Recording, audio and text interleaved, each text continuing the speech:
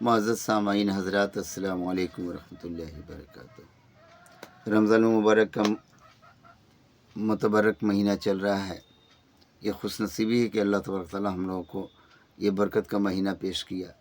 ایک بات غور کریں گے، رمضان کا مہینہ بہت بابرکت مہینہ ہے، اس لیے کہ کبھی بھی اللہ تبارک تعالیٰ کسی پر، اللہ اپنے رسول صلی اللہ علیہ وسلم کے علاوہ کسی پر درود نہیں بھیجتا، لیکن سحری کھانے والے پر درود بھیجتا ہے۔ اس سے پتہ چلتا ہے کہ بہت بابرکت والے مہینہ ہے، یہ بہت بابرکت والا مہینہ ہے۔ ایک بات یہ بھی دھیان رکھیں گے کہ رمضان اگر کسی کے نصیب میں آئے تو کتنی بڑی برکت والی بات ہوتی ہے، اس کو غور کریں گے۔ ایک بار کی بات ہے، اشر المبشرہ یعنی 10 ایسے شخص جس کو زندگی میں ہی اللہ کے رسول صلی اللہ علیہ وسلم نے جنت کی بشارت دے دی، اس میں سے طلحہ بن عبیدہ رضی اللہ تعالیٰ عنہ کی ایک بیان ہے کہ وہ جو ہے ایک بار خواب میں دیکھے، انہوں نے کیا دیکھا کہ ان کا انتقال ہو گیا ہے، لیکن ان کو روکا گیا چونکہ یہ جو ہے شہید ہو کے گئے تھے، شہید ہو کے میدان جنگ احد یا جنگ بدر میں، خیال نہیں آ رہا ابھی، تو اس میں شہید ہو کے گئے تھے۔ اور سب سے بڑی بات یہ ہے کہ ان کو جنت کے دروازے پر روک دیا گیا تھا، اور ان کے ساتھ ہی ایک ساتھی تھا جو 1 سال آگے زندہ رہا اور 1 سال آگے کے رمضان کو پایا، تو رمضان کی برکت سے اس کو پہلے بھیج دیا گیا جنت میں۔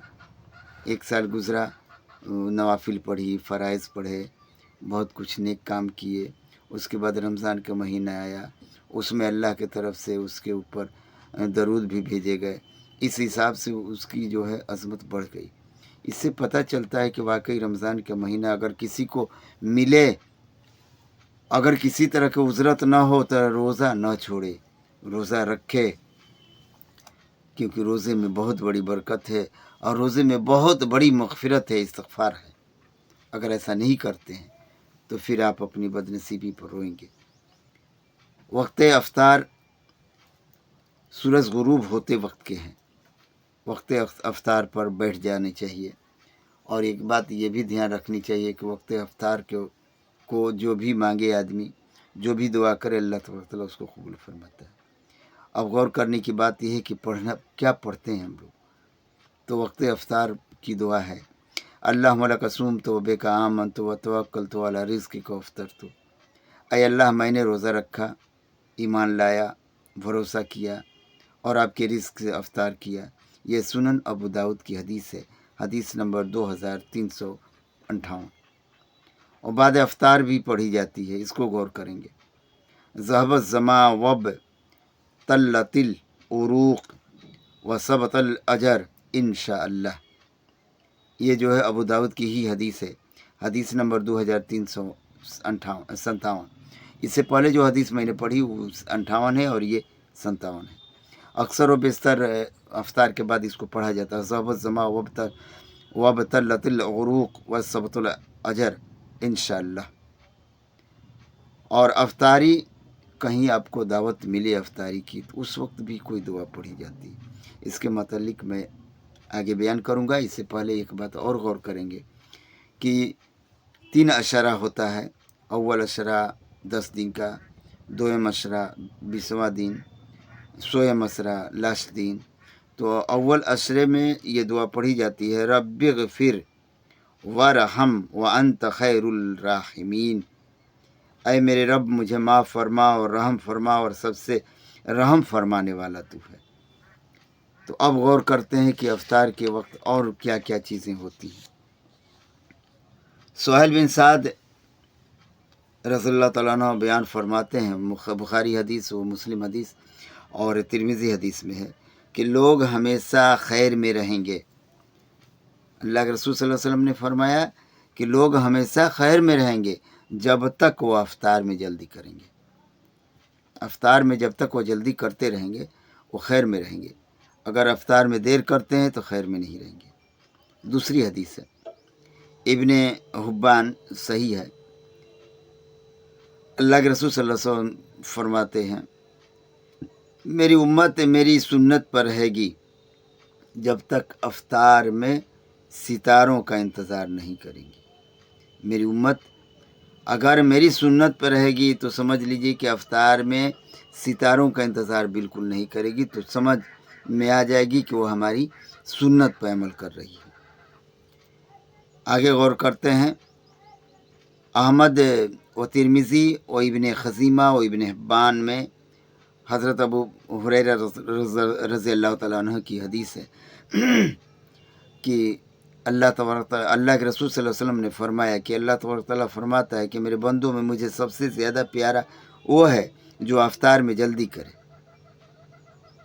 طبرانی اوسط میں ایک حدیث ہے، یالی بن مروہ رضی اللہ تعالیٰ عنہ بیان کرتے ہیں کہ اللہ کے رسول صلی اللہ علیہ وسلم نے فرمایا کہ اللہ تبارک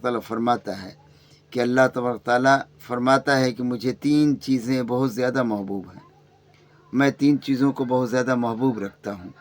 ایک وہ جو افطار میں جلدی کرے، اسے بہت زیادہ محبوب رکھتا ہوں۔ دوسرا وہ جو سحری میں تاخیر کرے۔ تیسرا وہ جو نماز میں ہاتھ پر ہاتھ رکھے، یعنی وقت پہ ہی نماز پڑھے۔ ابو داؤد و ابن خزیمہ و ابن حبان کی حدیث ہے جس میں ابو ہریرہ رضی اللہ تعالیٰ عنہ بیان کرتے ہیں کہ میں نے اللہ کے رسول صلی اللہ علیہ وسلم سے سنا ہے، انہوں نے فرمایا کہ یہ دین ہمیشہ غالب رہے گا جب تک لوگ افطار میں جلدی کرتے رہیں گے۔ یہود و نصار تو افطار میں دیر کرتے ہیں، اس لیے یہ دین ہمیشہ غالب رہے گا اگر لوگ افطار میں جلدی کریں گے۔ امام احمد و ابو داؤد و ترمذی و ابن حبان و ابن ماجہ اور دارمی وغیرہ میں بیان ہے کہ سلمان بن عامر رضی اللہ تعالیٰ عنہ بیان کرتے ہیں کہ میں نے اللہ کے رسول صلی اللہ علیہ وسلم سے سنا ہے کہ اللہ کے رسول صلی اللہ علیہ وسلم فرمایا کرتے تھے کہ جب تم میں کوئی روزہ افطار کرے تو کھجور یا چھہارے سے افطار کرے۔ اگر اس میں بہت بڑی برکت ہے۔ اگر نہ ملے تو پانی پی لے، کیونکہ یہ پاک کرنے والا ہوتا ہے۔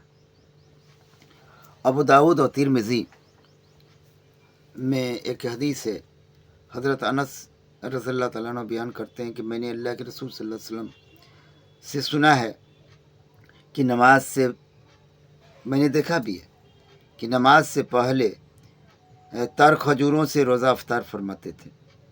تر کھجوریں اگر نہیں ہوتی تو چند سوکھے کھجور بھی تناول فرما لیتے، اگر وہ بھی نہیں ہوتی تو چند گھونٹے پانی پی لیتے، چند چلو پانی پی لیتے تھے۔ ابو داؤد کی حدیث ہے کہ اللہ کے رسول صلی اللہ علیہ وسلم اکثر افطار کے وقت یہ دعا پڑھا کرتے تھے، اللہم لک صومت وعلی رزقک افطرت، اے اللہ میں نے روزہ رکھا اور تیرے رزق سے افطار کیا۔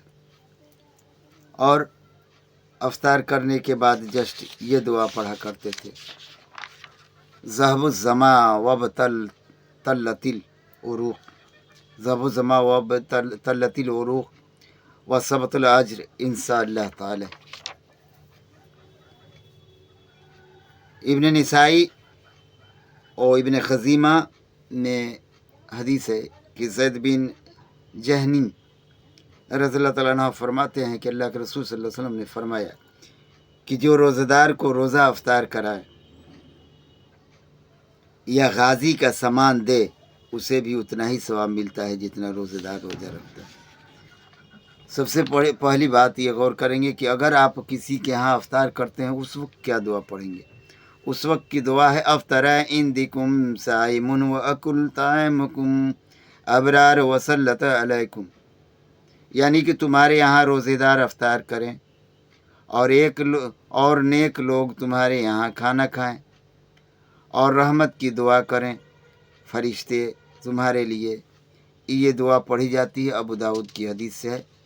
جب کسی کے ہاں دعا افطار کریں تو افطار کرانے والے کے بارے میں کچھ اور بیان ہے، اس کو غور کریں گے۔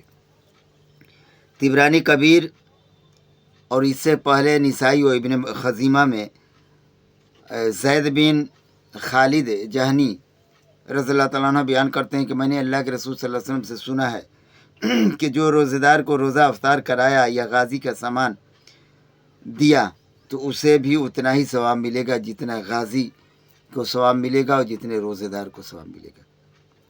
दूसरी हदीस है, हदीस तिबरानी कबीर में सलमान फ़ारसी रज़ी अल्लाह ताला अन्हु बयान करते हैं कि जिसने हलाल खाने और पानी से अफ्तार कराया, फ़रिश्ते माह रमज़ान के औक़ात में और शब क़दर में हज़रत जिब्रील अमीन फ़रिश्ते पूरे रमज़ान में उसके इस्तग़फ़ार की दुआ करेंगे और हज़रत जिब्रील अमीन शब क़दर की रात उसकी इस्तग़फ़ार की दुआ फरमाएंगे।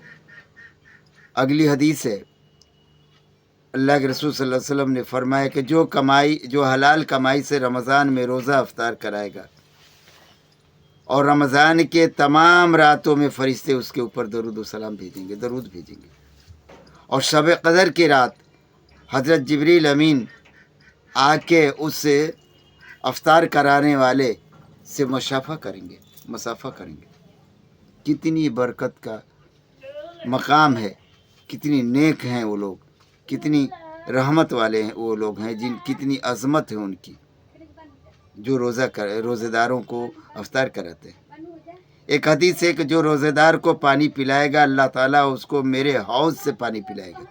ये अल्लाह के रसूल सल्लल्लाहु अलैहि वसल्लम फरमाते हैं कि जन्नत में दाखिल होने से प्यास ना होगा, होने तक प्यास नहीं होगा, जन्नत में दाखिल होने तक उसे प्यास नहीं लगेगी, उसे जो है मेरे हौज़ से पिलाया जाएगा।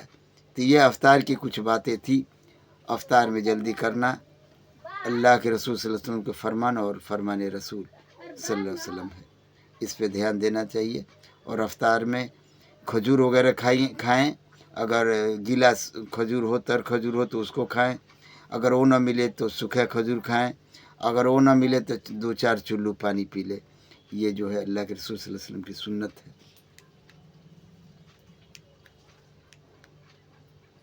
अस्सलामु अलैकुम रहमतुल्लाहि व बरकातुहू।